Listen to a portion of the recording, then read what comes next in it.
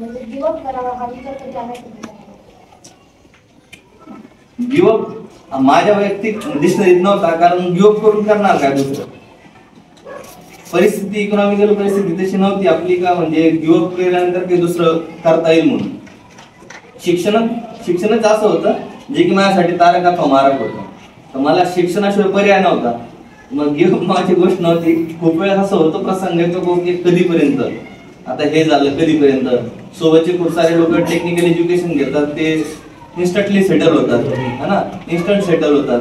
मग त्यांच्यासोबत कम्पेअर करतात. आपण नाही जरी केलं तरी समाज करायला लागतो, आपल्या सोबतचे काय लागतं होतं कधी कधी.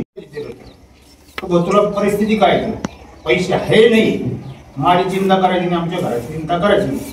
तुला जे वाटेल जर आडे अडचण ते बोलतात, पण तो कवा म्हणायचा दादा मला काही अडचण मला आहे. मी त्याला असं कधीच मागं वळणार. तर तो कवा नोकरी लागला, कवा तो शिक्षण आम्हाला कमाई कवा आहे हे कधीच नाही. आता तुमच्याकडे मी त्याला पण तेच म्हणतो, आपल्याला नोकरी हे नाही बघायची, शिक्षण करायचं. मामा कसं केलं तसं तुम्ही करायचं. मी सगळे लोक त्यांना सगळं मी स्वतः पैशाची लालची नाही. आपले प्रत्येक समाजात पोरं सांगतो शिका. आपल्या किती काय केलं आहे बाबा त्यांचं ऐकायचं, आपल्याला शिकायचं, पुढं वाढायचं होतं. त्यांना मागाने वाढायचं, पुढं ओढायचं त्यांना.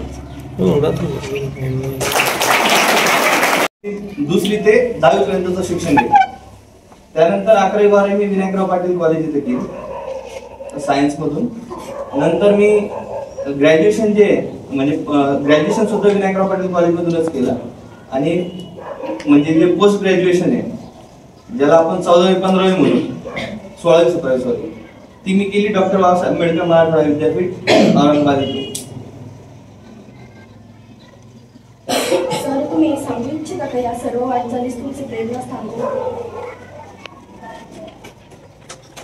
म्हणजे जसं आपण सगळे माहीत असतं आपलं सगळ्यात आदला म्हणजे आधीचा जो गुरु असतो ते आई वडील असतात. आणि आई वडिलांची जी परिस्थिती असते तो सगळ्यात महत्वाचं मोटिवेशन असतं आपल्याला.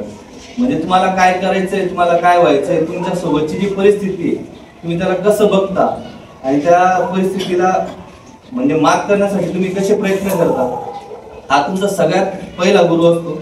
त्यानंतर ज्यावेळेस आपण ह्या ग्रुपकडून आपल्याला प्रेरणा भेटते शिक्षण घेण्यासाठी अथवा काहीतरी वेगळं करण्यासाठी, त्यांची परिस्थिती बदलण्यासाठी, मग आपण शाळेत जातो. शाळेत जाताना ना आपले आयडियल्स असतात. म्हणजे कोणतरी एक शिक्षक असतो खूप चांगला सांगतो, मग असं वाटतं की याच्यासारखं बनायला पाहिजे. मग त्यानंतर पुढच्या शिक्षणात जातो. मग असं वाटतं का हे शिक्षक होतेच, पण आता हे शिक्षकांनी कोणतं शिक्षण घेतलं असेल तर ते आपल्याला या परिस्थितीत शिकवतात. म्हणजे 11वी 12वी गेल्यानंतर वाटतं का ओके 11वी 12वी हे शिक्षक शिकवतात, मग यांनी कोणतं शिक्षण घेतलं असेल तर मग आपण ते शिक्षण घेऊ. मग असंच करता करता म्हणजे प्रत्येक परिस्थितीत पहिले आई वडील हे मोटिवेशन, नंतर ज्यांनी आतापर्यंत शिकवलं ते माझे रोल मॉडेल, ते माझे मोटिवेशन.